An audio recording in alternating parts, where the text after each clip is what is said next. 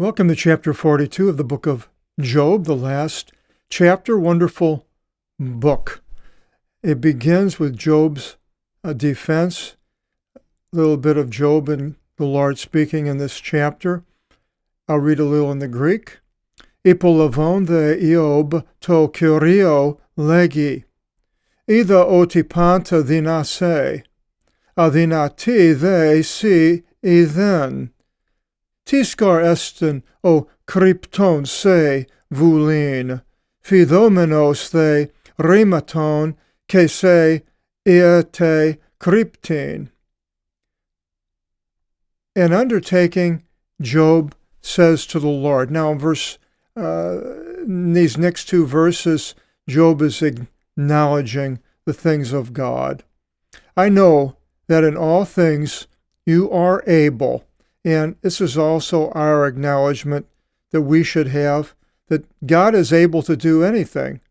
And Jesus says if you had the belief you'd be able to move mountains, well, we haven't been able to do that, so our belief is almost nil.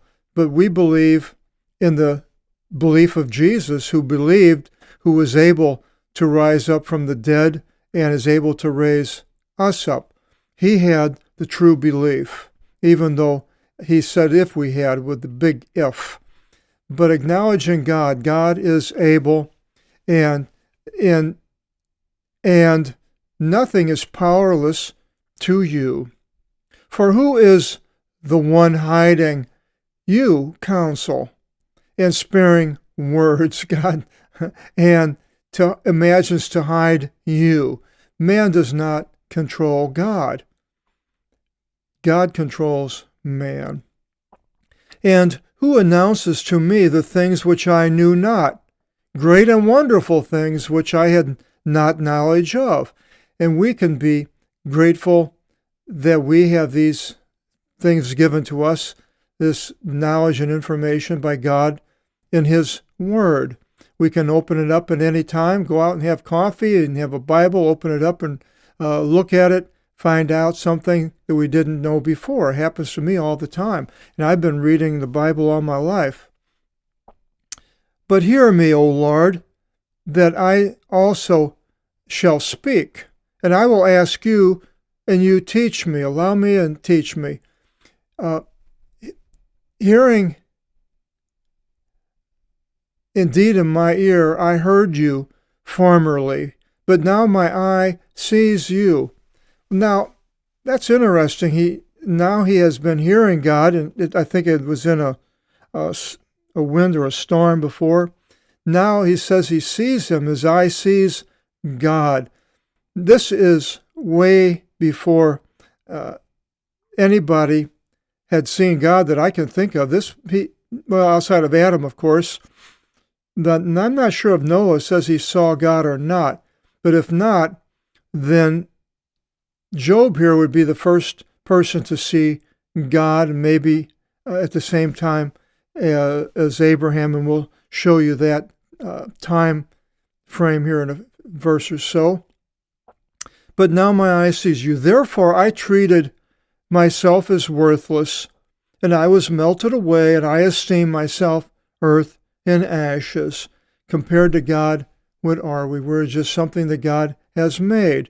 But that is really quite a something to be made by God. I was made by God. Now we can make things ourselves, make buildings. And you say that I made that. Well, God made us, and we are a created thing. But it was in God's image, it says in Genesis. So we're wonderfully created. And so we shouldn't put ourselves up too high, that we are in power of everything. We didn't create ourselves. Somebody created us. So we need to acknowledge the Creator. Now, in 7, we have the beginning of Job. And it came to pass, after the Lord speaking all these words to Job, the Lord said to Eliphaz, the Temanite, you sinned, and your two friends. They sinned. For you spoke, you spoke not before me anything true, as my attendant Job. Now, we see in Job 8 down here, next chapter, it says, verse, and now take 7 calves, 7 rams, and go to my attendant Job, and he shall offer a yield offering for you. For shall not I receive of his face? For if not on account of him, I would have destroyed you.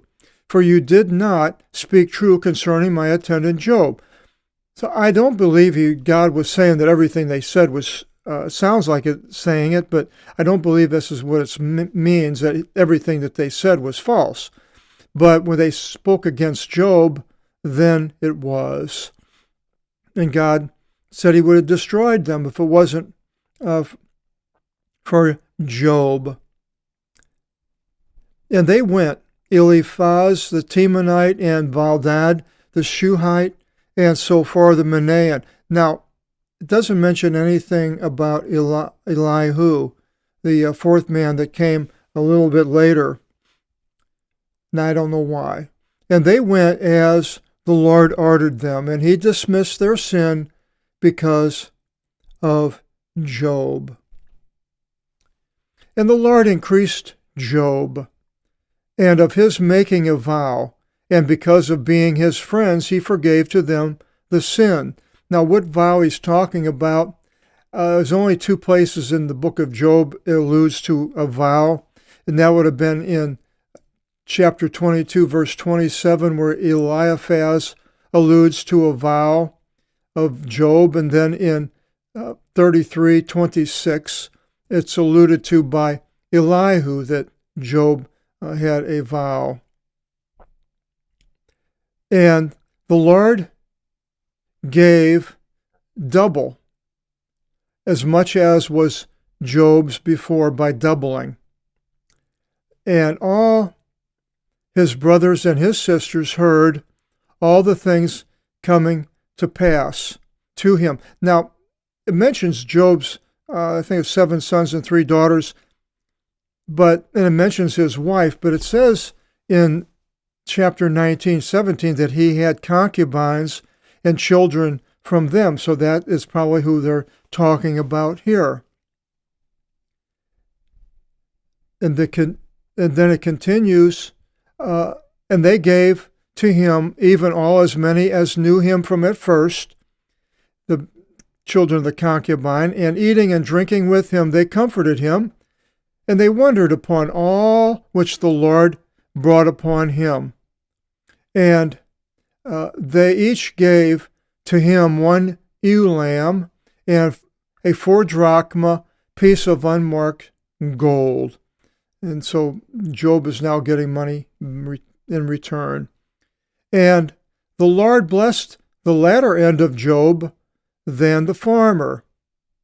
And his cattle was 10,400 sheep.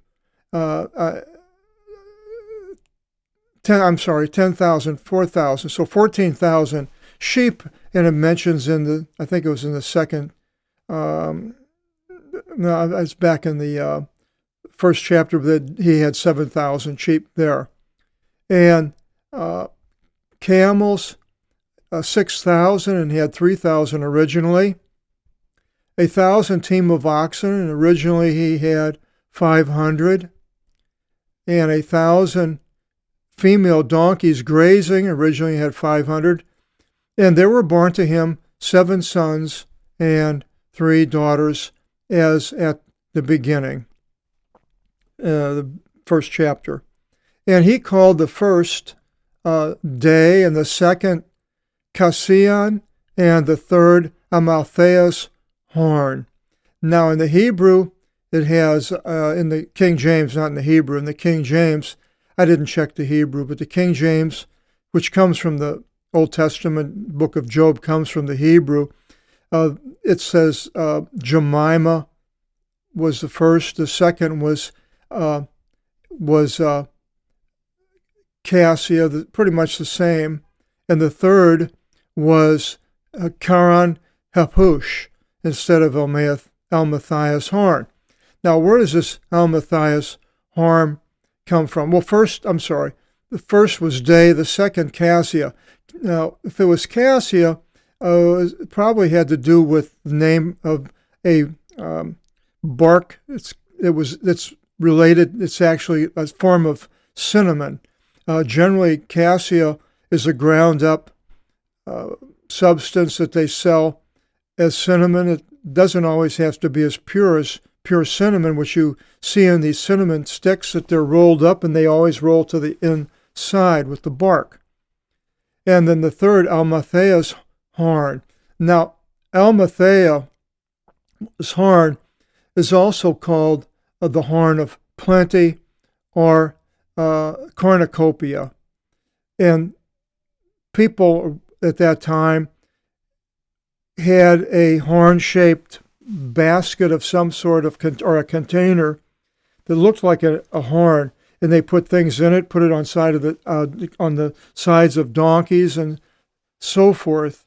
And where the Almathea's horn comes from is from Greek mythology, that Almathea was a goat, that when Zeus was born, all of his brothers were being eaten by the mythological god Kronos.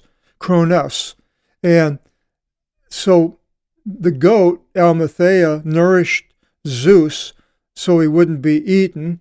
And but Zeus accidentally broke its one horn when he was playing with it. And then Zeus, who was a mythological god, then blessed the horn to the owner with everything that they desired. If they had Almathea's horn, then they had, it was filled of all the good things that they desired, like where you see cornucopia, or the horn with all the food inside of it. So that was Almathea's horn, the third daughter. Now, you could say, well, that was from Greek mythology. That's a no-no, but so was Ares. There's quite a few things in the Dioscuri in the New Testament, the twins, quite a few things from Greek mythology. Now, this area, if it was in where Israel is today, they heard of things from all sorts of places. One of them could have been the island of Crete, where Zeus was supposedly brought up on Mount Ida. And so they could have picked this up and heard about cornucopia, the basket, and it was a horn. Doesn't mean that Greek mythology has turned into the Hebrew scriptures, but it does use some of the terminology. Now, in verse 15, it continues, and were not found, according to the daughters of Job, any better than they among the places under heaven, and their father gave to them an inheritance among the brothers. And Job lived after the calamity 140 years. Now that, if he had 7 sons and 3 daughters at the beginning from one wife, then he must have been in his 40s or 50s, and the 140 here after the calamity, in another 40 or 50 years, would bring him up to at least 180 years old. Interestingly, which is the age, Abraham, when he died, he was 175. Isaac was 180. And then after that, the ages of the patriarchs start dropping off. Jacob, 147, Joseph, 110 years, and Moses, 120, down to David of 70 years. So to go along with what I'm saying, or which I believe, to proving it, would be the lifespan of Job goes along with the lifespan of the early patriarchs. And Job saw his sons and the sons of his sons to the 4th generation.